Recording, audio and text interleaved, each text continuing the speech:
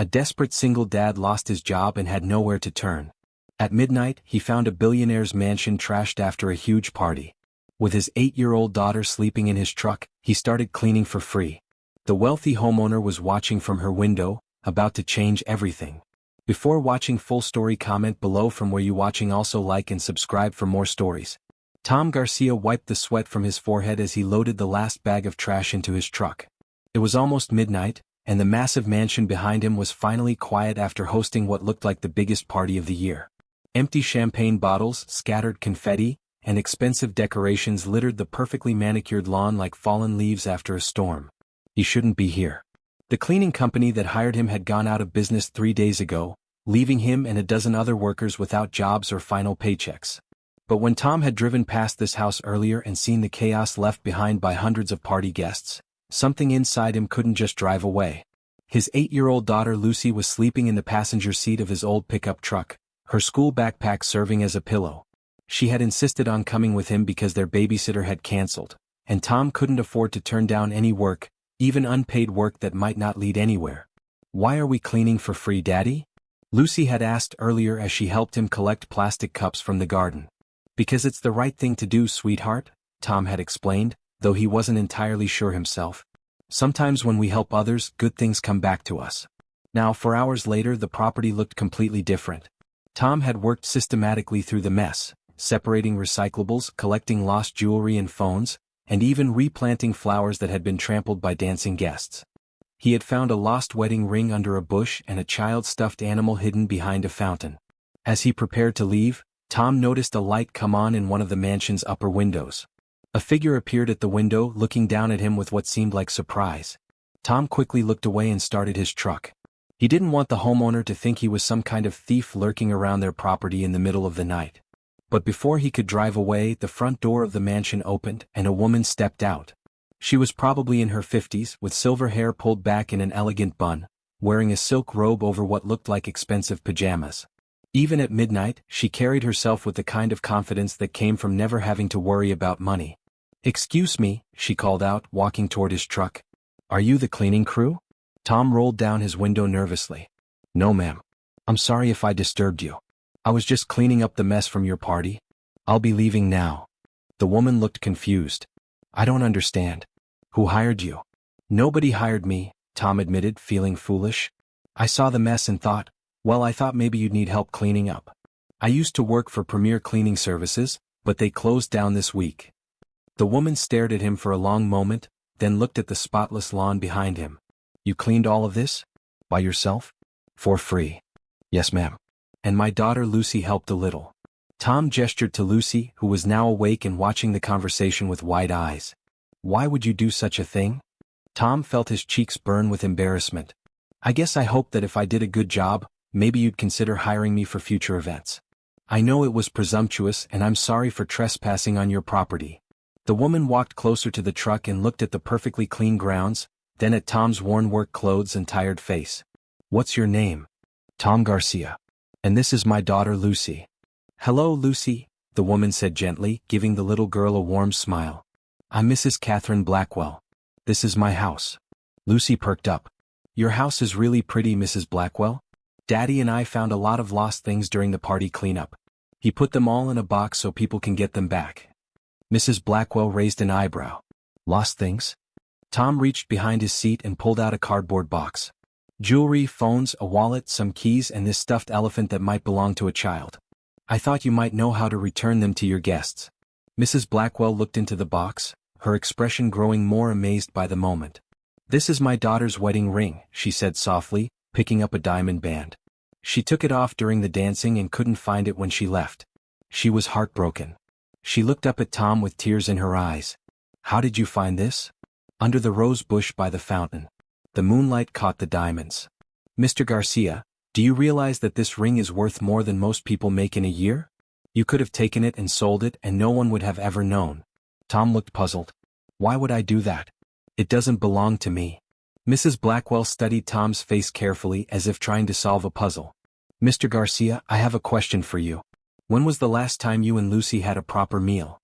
The question caught Tom off guard. "We had dinner," he said defensively. "What did you have?" Tom hesitated. Peanut butter sandwiches and some crackers.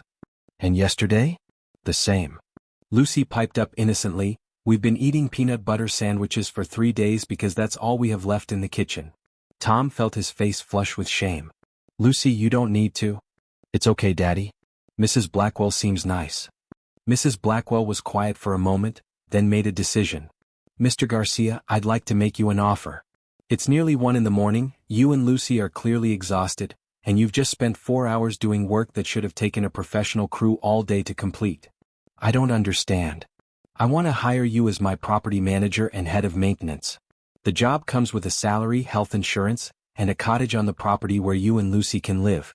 You'll be responsible for maintaining the grounds, organizing events, and managing the other staff members. Tom's mouth fell open. Mrs. Blackwell, I can't accept charity. This isn't charity, Mr. Garcia. This is business. Do you know what I paid the last property management company? $12,000 a month, and they never did half the work you accomplished in one night. They certainly never found lost jewelry or cared enough to replant trampled flowers. Lucy grabbed Tom's arm excitedly.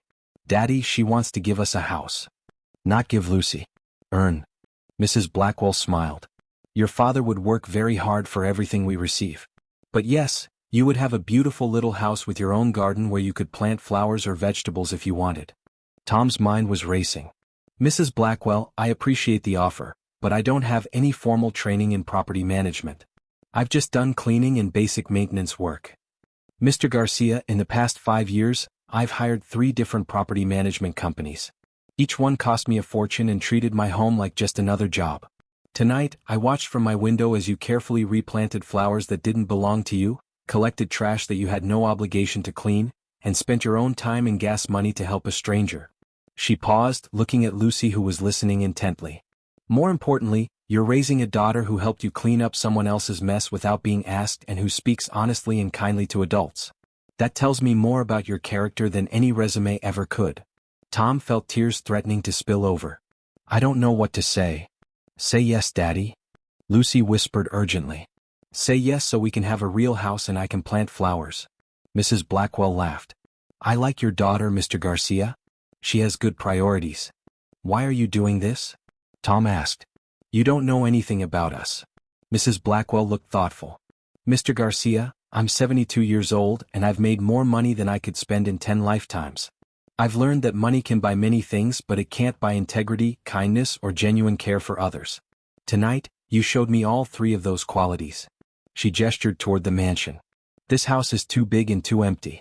My husband died 5 years ago, my children live in other states, and most of the time I rattle around in there like a marble in a shoebox. Having you and Lucy here would make this place feel like a home again instead of just an expensive building. Tom looked at his daughter, who was practically bouncing with excitement, then back at Mrs. Blackwell. What exactly would my responsibilities be? Maintain the grounds, coordinate with contractors for repairs, organize catering and clean up for events, manage the housekeeping staff, and basically keep everything running smoothly. The cottage has 3 bedrooms, a full kitchen, and overlooks the lake. Lucy would be in the same school district, so she wouldn't have to change schools. And the salary? $60,000 a year, plus health insurance, plus the cottage, plus utilities. And if you do as good a job as I think you will, there will be performance bonuses.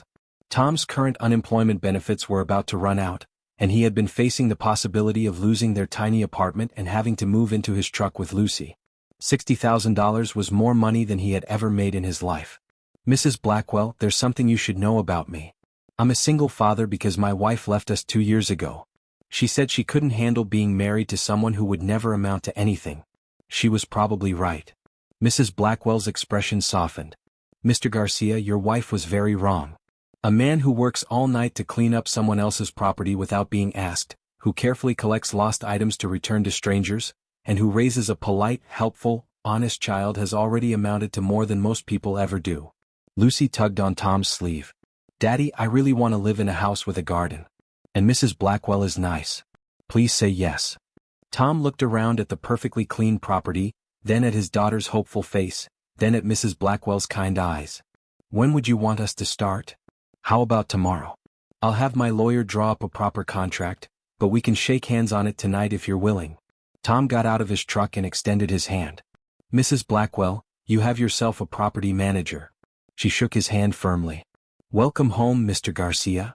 The next morning, Tom and Lucy moved their few belongings into the cottage, which was more beautiful than any place they had ever lived.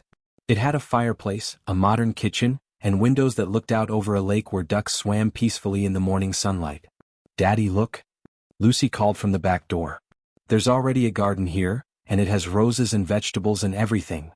Mrs. Blackwell appeared at the back door of the main house, holding a cup of coffee. "The previous property manager's wife maintained that garden. I hope you'll continue her work." Over the following weeks, Tom threw himself into his new job with the same dedication he had shown that first night. He learned every inch of the property, memorized the names and preferences of Mrs. Blackwell's regular visitors, and coordinated with contractors to update the landscaping and repair some aging outdoor structures. Lucy flourished in their new environment. She walked to school each morning through the beautiful grounds, did her homework at the kitchen table overlooking the lake, and spent her afternoons helping Tom with light garden work or playing with the ducks. Mrs. Blackwell, who had seemed lonely and distant at first, began joining them for dinner several times a week. She and Lucy developed a special friendship, with Mrs. Blackwell teaching her how to paint watercolors and Lucy showing her how to make paper airplanes. "You know," Mrs. Blackwell said one evening as they sat on the cottage porch watching the sunset, "this old place hasn't felt this alive in years." Tom looked at Lucy, who was playing with a family of ducks at the water's edge.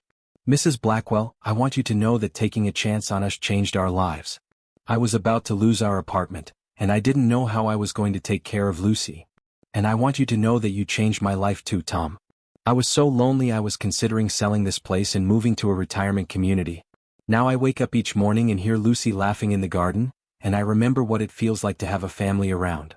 6 months later, Mrs. Blackwell officially adopted Tom and Lucy as her chosen family, updating her will to include provisions for Lucy's education and Tom's retirement. She often told people that the best investment she had ever made was hiring a man she found cleaning her yard at midnight. Tom continued to excel in his role, and Mrs. Blackwell promoted him to estate manager, overseeing not just her property but her other real estate investments as well. Lucy grew up surrounded by love, education, and opportunities that seemed impossible just a year earlier. Years later, when Lucy graduated from college with a degree in environmental science, she chose to return to the estate to develop sustainable farming practices on Mrs. Blackwell's land. The three of them had become a real family, bound not by blood but by the choice to care for each other. Tom often thought back to that midnight when he had decided to clean up after a stranger's party for free. He had been desperate and tired, with no expectation of reward, just a hope that doing the right thing might somehow lead to something better. Mrs. Blackwell had been right that first night. Money couldn't buy integrity, kindness, or genuine care for others. But apparently those qualities could earn something far more valuable than money: a home, a family, and a second chance at happiness. And sometimes, late at night when he was locking up the main house, Tom would remember that scared, unemployed man loading trash into his truck, and he would whisper a quiet thank you to whatever force in the universe had given him the courage to stop and help a stranger, even when he had nothing left to give.